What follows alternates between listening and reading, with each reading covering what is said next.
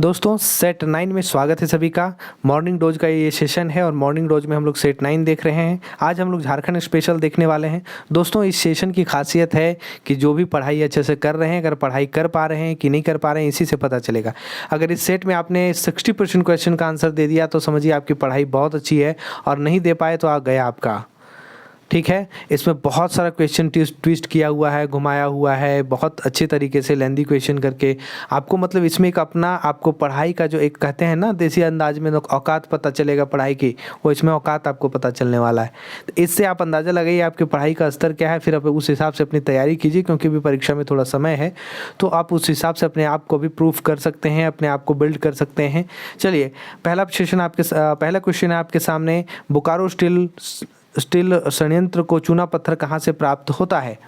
ठीक है, जो बोकारो स्टील प्लांट हमारा बोकारो है, उस वहाँ पर जो चूना पत्थर कहाँ से प्राप्त होता है? तो आपका जो चार ऑप्शन है, क्या चारों ऑप्शन पढ़ना जरूरी है? नहीं, आपको आज 4 ऑप्शन नहीं पढ़ेंगे। क्वेश्चन तो BC है, लेकिन आपको बहुत लंबा आगे क्वेश्चन बना हुआ है, ट्विस्ट किया हुआ है, इसलिए समय लग जाएगा। तो यहाँ पर जो आंसर होगा वो होगा मध्य प्रदेश। मध्य प्रदेश से आपको क्या बोकारो स्टील संयंत्र को चूना प्राप्त होता है। ठीक है, अगले प्रश्न की ओर बढ़ें। अगला प्रश्न आपके सामने है, झारखंड के नए लोगो, यहाँ पर लोगो होगा, यहाँ पर लोगो हो गया है। लोगो जो होता है आपका लोगो, ठीक है, जो आपका लोगो नया वाला आया है, ठीक है, 2000 ईस्वी से उसको अप्लाई करने की किया जा रहा है। झारखंड के नए लोगों में राजकीय पशु हाथी की कुल कितनी आकृतियों की भी झलक दी गई है? हाथी की कुल कितनी आकृतियों का झलक है? तो यहाँ पर देखिए ऑप्शन के हिसाब से 24 होगा। आपको जल्दी से बता दें कि किस में कितना होता है। एक वृत्ताकार है, ठीक है, वृत्ताकार में सबसे बीच में आपको अशोक स्तंभ मिलता है, उसके अगल बगल में व्हाइट डॉटेड गोल टाइप का होता है, जो आपको व्हाइट सर्कल है वो 60 व्हाइट सर्कल होता है। उसके बगल में क्या है कि नर्तक लोग मिलते हैं, जिसमें 48 होता है। ठीक है, 60 आपको क्या है, 60 आपको देखने को मिलेगा गोला, फिर 48 उसके बगल में नर्तक मिलेगा। क्लियर है? उसके बगल में आपको क्या है, और नर्तक क्या है, उसको सौर चित्रकारी बोलते हैं। क्या बोलते हैं? उसको सौर चित्रकारी बोलते हैं। और सौर चित्रकारी क्या है? झारखंड की संस्कृति विरासत है। ठीक है, अब उसके बाद जो आपको मिलता है पलाश का फूल मिलता है, तो वो कितना मिलता है आपको? 24 पलाश का फूल मिलता है। तो झारखंड में प्राकृतिक सौंदर्य का प्रतीक होता है, प्राकृतिक सौंदर्य का प्रतीक है पलाश का फूल। उसके बाद मिलता है 24 हाथी झारखंड में क्या है जो लोगों में दिया हुआ है, वो ऐश्वर्य का प्रतीक है। फिर से सुनेंगे, ऐश्वर्य का प्रतीक है। अब आप ध्यान रखेंगे कि सबसे अंदर वाला में एक अशोक स्तंभ मिलता है, जिसके नीचे लिखा हुआ रहता है सत्यमेव जयते। उसके बाहर जस्ट डॉटेड आपको व्हाइट सर्कल मिलेगा, जो 60 व्हाइट सर्कल है। उसके बाद नर्तकें मिलेंगी जो नाचते हुए लोग हैं, टोटल 48 है, जिसमें आपको क्या है, सौर चित्रकारी होता है, जो सांस्कृतिक विरासत की पहचान है। उसके बाद आपको 24 पलाश का फूल मिलता है, जो झारखंड के प्राकृतिक सौंदर्य का प्रतीक है। उसके बाद 24 हाथी मिलता है, जो आपको ये 24 हाथी झारखंड के ऐश्वर्य का प्रतीक है। तो ये आपको झारखंड का नया लोगो है। झारखंड का नया लोगो किसने दिया है? तो अमिताभ पांडे ने दिया। ये भी सवाल बहुत बार पूछा जाता है, अमिताभ पांडे। ठीक है, अमिताभ पांडे ने झारखंड के नया लोगो का डिजाइन दिया है। ठीक है, इनका डिजाइनर कौन है? तो अमिताभ पांडे हैं। चलिए अगले प्रश्न की ओर बढ़ते हैं। अगला प्रश्न आपके सामने है, उच्च कोटि का हेमेटाइट लोह अयस्क झारखंड के किस जिले से मिलता है?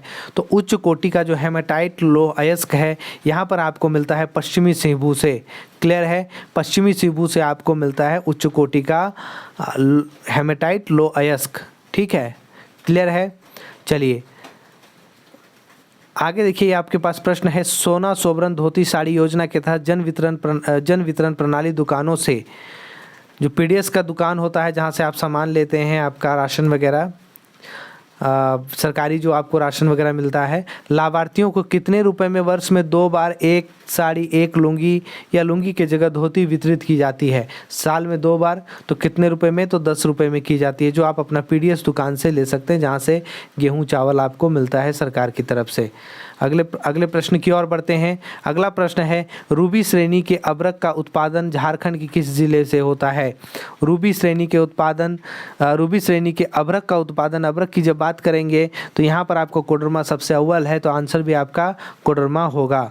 क्लियर है। तो थोड़ा सा यहाँ पर घुमाकर आपको कर दिया है रूबी श्रेणी के अभ्रक का उत्पादन। ठीक है, अगर कभी कोडरमा ऑप्शन में ना हो और इनमें से कोई ना हो तो वही होगा, लेकिन हजारीबाग में भी आपको कुछ मिलता है। ठीक है, लेकिन यहाँ उत्पादन सबसे ज़्यादा कहाँ होता है तो आपको कोडरमा में होता है, इसलिए कोडरमा आंसर होगा। क्लियर है। अगले प्रश्न की ओर बढ़ते हैं। अगला प्रश्न है, दामोदर घाटी निगम के अधीन अक्टूबर 1957 ईस्वी में मैथन के जल विद्युत केंद्र की स्थापना की गई। यह जल विद्युत केंद्र किस नदी पर स्थित है? जल विद्युत केंद्र किस नदी पर स्थित है तो वो आपको बराकर नदी पर स्थित है।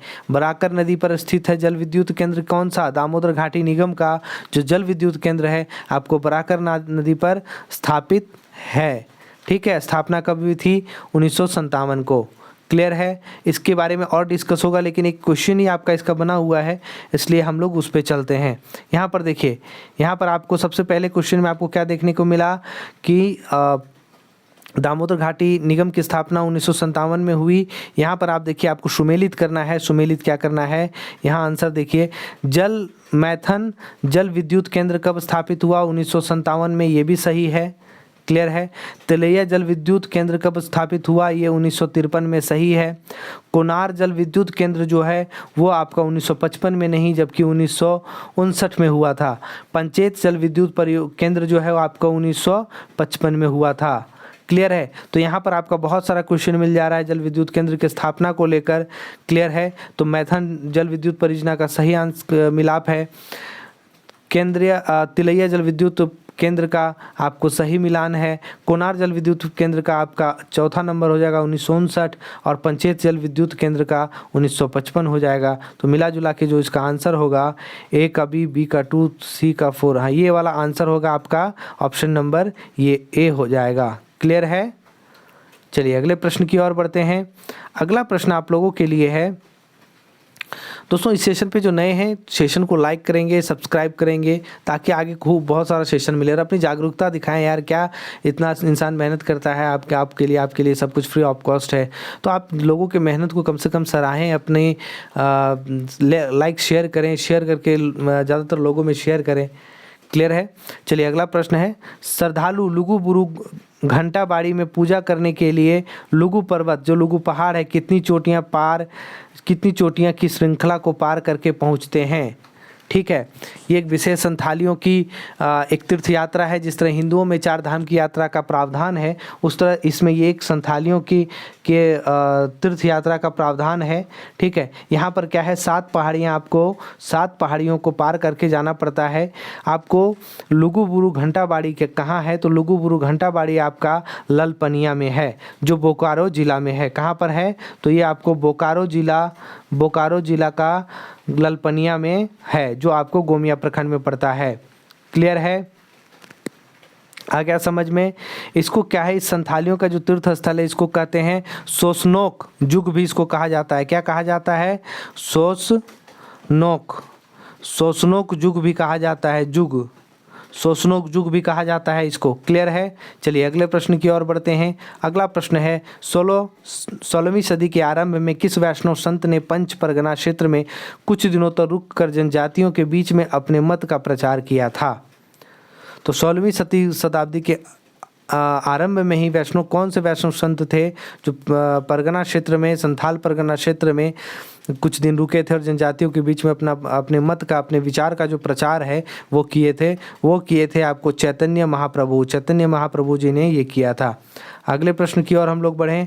अगला प्रश्न आपके सामने है, चंद्रगुप्त मौर्य के शासनकाल में यवन राजदूत मेगास्थनीज ने अपनी पुस्तक इंडिका में, ठीक है, अपनी पुस्तक में इंडिका में काले पत्थरों से निर्मित एक बड़े बौद्ध विहार का उल्लेख किया है, जो अब इस नाम से जाना जाता है। घुमा दिया ना क्वेश्चन थोड़ा, ये थोड़ा आप डिस्क्रिप्शन टाइप का चीज़ पढ़ेंगे, जब लेंदी पढ़ेंगे तभी वहाँ से आपका बनेगा। सिर्फ समझ में आ रहा है, या फिर आपका एक्सप्लेनेशन करने वाला बहुत अच्छे से होना चाहिए। चलिए यहाँ पर जो आपका आंसर होगा वो आपका होगा, चंद्रगुप्त मौर्य के शासनकाल में यवन राजदूत मेगास्थनीज ने अपने पुस्तक इंडिका में, क्या है, इंडिका में काले पत्थरों से निर्मित एक बड़े बौद्ध विहार का उल्लेख किया है, जो अब इस नाम से जाना जाता है। ठीक है। अब वो जाना जाता है क्या, तेलियागढ़ी के नाम से जाना जाता है। तेलियागढ़ी कहाँ पर है, तेलियागढ़ी आपको जो है ये साहिबगंज जिला में है। झारखंड का कहाँ पर है, तो ये साहिबगंज जिला जो है आपको वहाँ पर है। ठीक है, तेलियागढ़ी का किला भी एक है, क्लियर है, तेलियागढ़ी का किला भी है और उस किला को क्या कहा जाता है, गेटवे ऑफ बंगाल कहा जाता है, गेटवे ऑफ बंगाल, क्लियर है, गेटवे ऑफ बंगाल कहा जाता है। चलिए अगले प्रश्न की ओर चलें। चंद्रगुप्त मौर्य के कार्यकाल में किसने अपने भारत भ्रमण दौरान राजमहल पहाड़ियों के अधोभाग में रहने वाली जंगली आदिम जनजाति का उल्लेख माली, जिसको मानव कहते हैं, या शौरी के रूप में किया है। ठीक है, कौन सा ऐसा आपको देखिए कौन है, चंद्रगुप्त मौर्य के कार्यकाल में किसने, आपको पूछा जा रहा है कि कौन है ऐसा चंद्रगुप्त मौर्य के कार्यकाल में कौन ऐसे हैं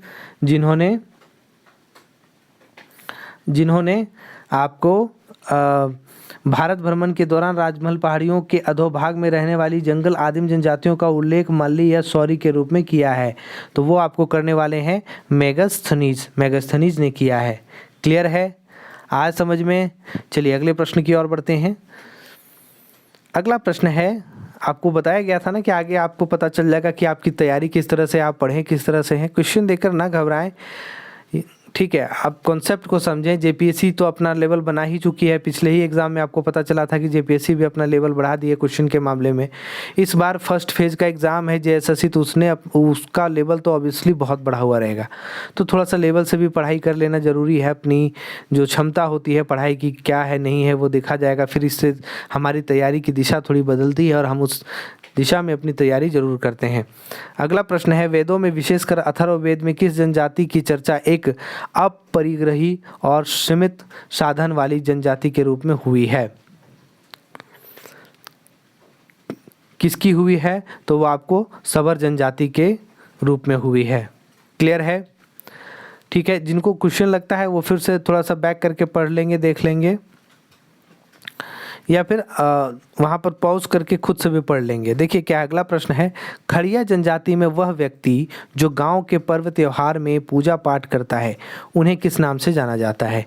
खड़िया जनजाति के संदर्भ में बोल रहा है कि वैसे वो व्यक्ति जो गांव में पूजा पाठ करता है खड़िया समाज में, ठीक है, उसको क्या कहा जाता है?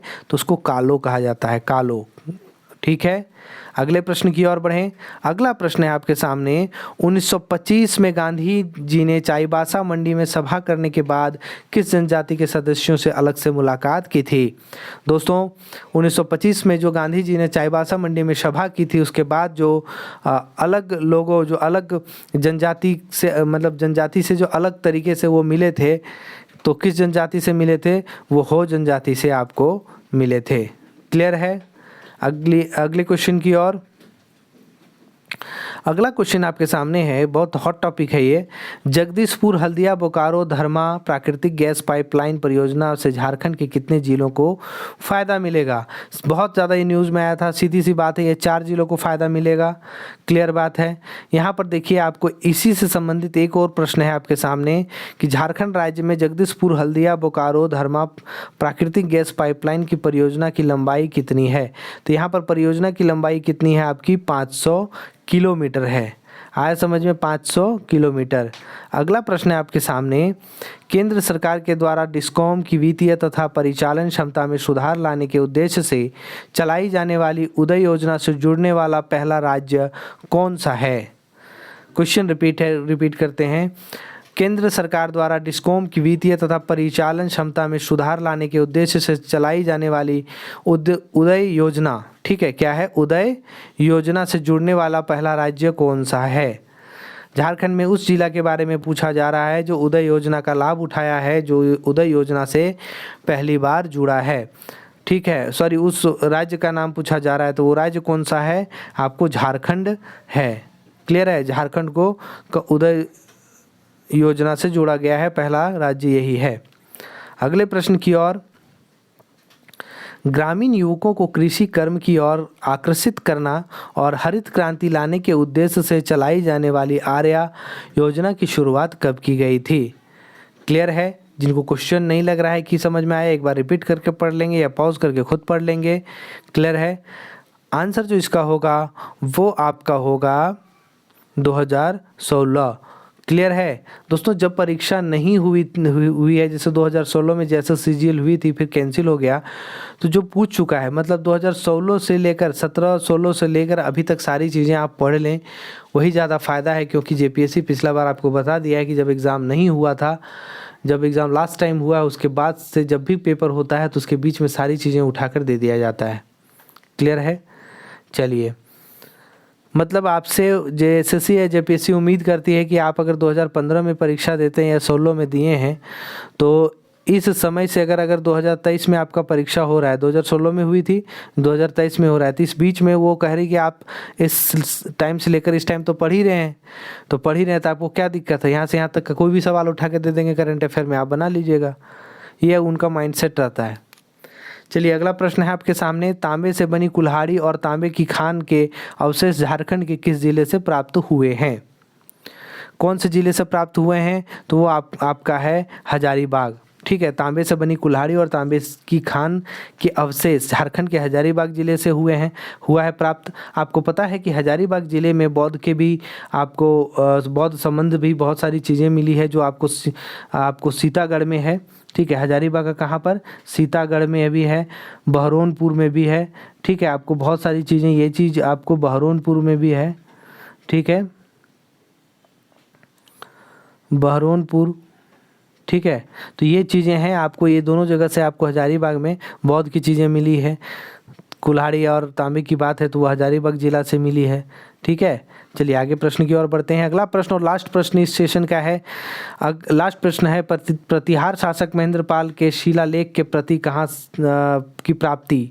ठीक है, प्रतिहार शासक महेंद्र पाल के शिलालेख की प्राप्ति कहाँ से हुई है?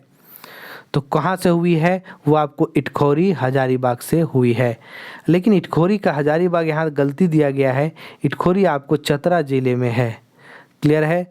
इटखोरी कहाँ पर है? तो आपको चतरा जिले में है, ये हजारीबाग नहीं होगा। आया समझ में? चलिए, ये लास्ट प्रश्न था। अगर उम्मीद है आपको बहुत अच्छा लगा होगा, अच्छा लगा है तो कमेंट करके बताएं। अपनी जागरूकता दिखाते हुए दोस्तों में शेयर जरूर करेंगे, जो लाइक नहीं किए हैं लाइक करेंगे, सब्सक्राइब करके बेल आइकन ऑल कर लीजिए, ताकि इसी तरह का मॉर्निंग डोज का सेशन जो आपको बहुत सारा मिल रहा है, ये 9वां सेशन था, आपको मॉर्निंग डोज का सारा सेशन बहुत शानदार बना हुआ है। और आज बहुत ज़्यादा एक्सप्लेनेशन नहीं हो पाया क्योंकि क्वेश्चन बहुत लेंदी था, और भी सेशन में बहुत अच्छे से एक्सप्लेन किया हुआ है, और भी लंबा एक्सप्लेनेशन है, तो वहाँ से आप अपनी तैयारी बहुत अच्छे से कर सकते हैं। ये भी सेशन, बस सारा सेशन अच्छा है आपके लिए, आपके हिसाब से क्वेश्चन लाया जा रहा है। चलिए मिलते हैं एक नए वीडियो में। लाइक सब्सक्राइब शेयर करेंगे, दोस्तों में शेयर कर देंगे। बहुत बहुत धन्यवाद। जय हिंद, जय भारत।